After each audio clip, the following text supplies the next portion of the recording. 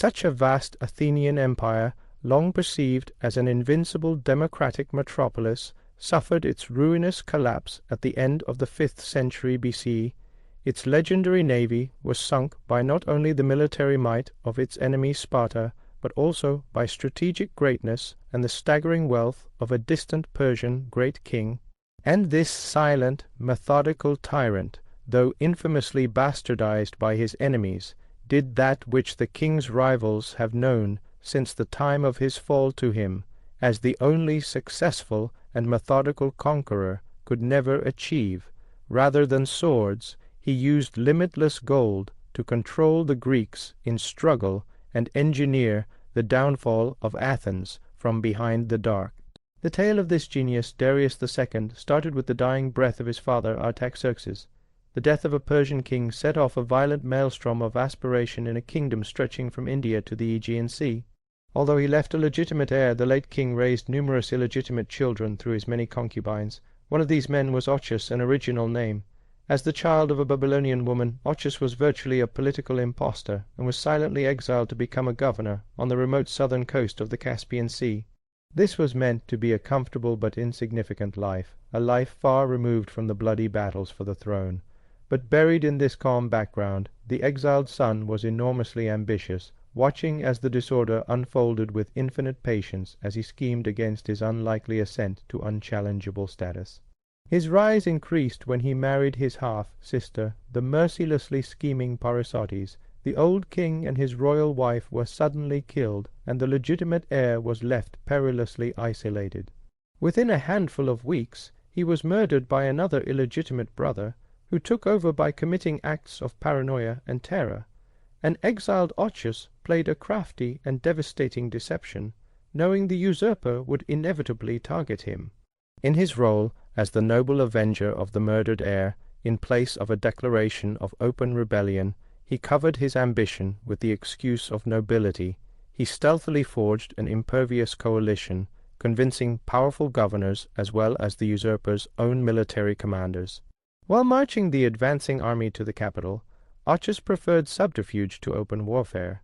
He and his queen swore sacred, martial oaths of peace to the desperate usurper, swearing he would never die by the sword, poison, or starvation if he would surrender. The usurper took the trap, true to the solemn verity of his oath even as it destroyed everything behind it. Ochus had his captive brother tossed into a horrible pit of burning ashes, stifling him without spilling a drop of blood. The son of the concubine, now crowned Darius II, was victorious in the capital. The bastard king was jeered at by his rivals, as he would later rule the world to be king. But with other brothers already plotting fresh revolts, his bloody throne was ever dangerously unstable, and he had no other option but to depend entirely on his vast fortune, his treacherous circle of friends, and his fearsome queen. The centre of this turbulent court was indeed Queen Parysates. Historians have labelled her an ambitious loner who was viciously protective of the crown, and the one who really devised her husband's power. Whereas the king loved to rule in some remote form, his queen had her gigantic spy ring in place that was all around her, and that the empire had no means of escaping. She worked with powerful court eunuchs who were also brilliant manipulators, not allowing any insinuation of treason to go unpunished. The secret, proxy-based governance style rapidly made Darius the frightening shadow king. They were soon to be forced to come down under pressure when another of their royal brothers launched an attempted rebellion, the organization supported by hired Greek mercenaries. The king and queen unleashed their most devastating weapon, the imperial treasury, once the royal army had suffered initial defeats. They just spent their money on the enemy army, giving the mercenaries massive bribes to desert. The rebel brother's fatigue revealed under the guise of mercy, he surrendered. The king felt inclined to let him live, but his ruthless queen demanded uncompromising finality. Influenced by her brutal logic, the king doomed his own flesh and blood to this same suffocating ash chamber. The execution was savage, broadcast a cruel message across the empire. But the embers of defiance didn't just go out the window. A prosperous provincial governor in the west soon sparked a huge new uprising. To crush this new provincial uprising, the Shadow King sent out one of his most trusted nobles who played the royal playbook flawlessly. Instead of losing a bitter war, he secretly bribed the rebels' mercenary commander to his side with a huge reward in exchange for switching sides. In this state, the rebel governor, defenseless, was readily fooled into negotiations, arrested, and dispatched to the capital for execution. But the governor's illegitimate son fled to a port on the coast and continued fighting, drawing in a robust and powerful new patron, the Athenian Empire. In providing military assistance for the rebels, Athens cheekily intervened in Persian matters, and it crossed a dangerous line. The Shadow King had beheld from a faraway place for long, while Athens and Sparta drank each other dry in their own endless civil war. The Athenian provocation enraged him, but he had infinite patience. With a direct clash with the invincible Athenian navy now too speculative, he just waited for his foe to slip. The golden opportunity finally came when Athens undertook an extraordinarily ambitious overseas invasion of Sicily, which turned utterly disastrous. The whole Athenian expeditionary force was massacred or detained, and hundreds of their elite warships destroyed. The Shadow King now recognized the time had passed for watching, with his legendary democratic empire crippled and in life and death danger. The moment to strike had finally come.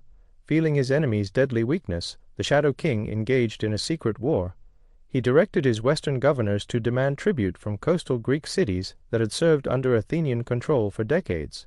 In order to enforce this bold move, he authorized an unthinkable strategy, a direct alliance with the Spartans. By admitting Persian control over these coastal areas, Spartan shipyards were suddenly flooded with Persian gold to build a massive rival fleet. It was an extraordinarily smartly planned proxy war, but the king's lead governor was a very frustrating ally. Wagering that both Greek powers would tire utterly, the governor pulled a double-edged double game. He trickled out only a little money to keep the Spartans working, but never enough to give them a decisive blow. Frustrated with this delay, as the powerful Athenians began building up strength all over again, the king and his ruthless queen took another decision. They needed a fully implacable champion dedicated entirely to laying waste to Athens, and they found it in their own fiercely ambitious teenage son. Given military domination over all the western provinces, the young prince turned up with a single, ruthless focus in mind. He immediately renounced the deceptive balancing act of the last governor and formed an intimate relationship with an amazing Spartan admiral. Viewing the admiral as the mightiest weapon available to crush Athens, the prince entirely opened the royal coffers. When the prince was temporarily called away to visit his ailing father, he took the extraordinary step of handing over his entire provincial treasury to the Spartan commander. The first droplets of Persian gold grew into a flood so inevitable. The Spartan admiral, armed with so much wealth and capability that he would literally destroy the entire Athenian navy if he took his weapon down, built the Athenian empire again. Unlocked in the never-ending riches of the Persian prince's realm, the brilliant Spartan admiral made an impish stroke at the absolute lifeblood of his foe. He sent his huge new fleet to a narrow strait that controlled the essential grain supply feeding the democratic empire and took a key harbor. In a desperate attempt to outrun the Athenian fleet, they ran as fast as they could and made the critical mistake of setting their base on an exposed, barren beach directly across the water.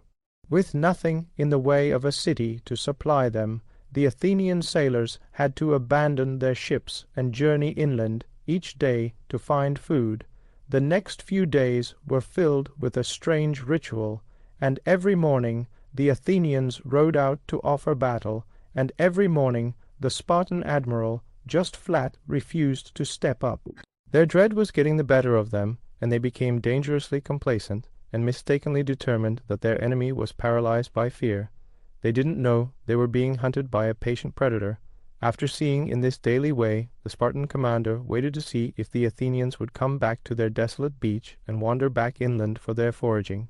After they dispersed, one shield flashing in the sun made it immediately clear to the Spartans to attack. What ensued was not a fight but a slaughter. The Spartans crushed the empty, unmanned warships with a bare, knuckled, cold-blooded precision. The entire elite fleet was taken over or destroyed with no defense formations in sight and hundreds of intercepted sailors were executed in cold blood. The dreadful news slammed over the besieged capital in a tidal wave of despair.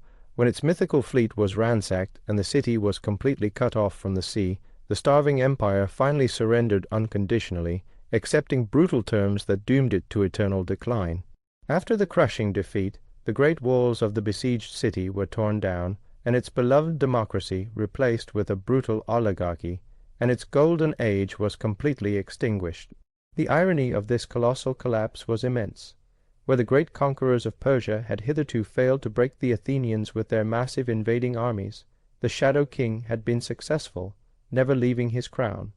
Through recognizing the greatest weakness of his enemy and flooding their internal civil war with massive wealth, the underestimated monarch gained ultimate revenge.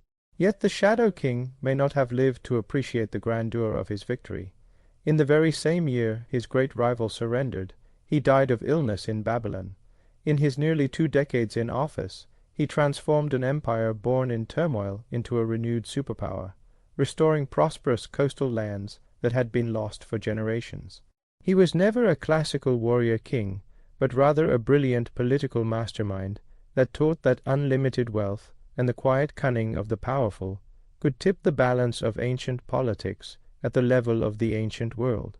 But the ruthless pragmatism that anchored his reign also laid the groundwork for devastating future conflicts. The very tools he relied upon to uphold his dominance, his terrifying queen, and his fiercely ambitious younger son, would eventually split the royal family apart. The youngest prince, heavily pushed by his mother, was unwilling to accept when the dying king named his eldest son as the rightful heir. This would soon sink the empire back into yet another bloody civil war, one almost guaranteed to ruin everything the Shadow King had fought and built. It took this silent monarch in the end, but how history turned out to be the tale of a man who fought for power, a man whose cunning lies among the darkest corridors in history. The hated son of a concubine showed that gold is the sharpest weapon of all, casting a dark long shadow that would forever mark the end of the golden age of Greece. That very nicely concludes the tale of Darius II. We're really taking you so much closer to hitting a word count target, and your story is very nicely delivered. There are no facts or subheads at odds with the story. We end our episode here today. Come back in the next few hours. If yours was a favorite of mine, please prefer, subscribe, and share. You are invaluable to me for the comments you make.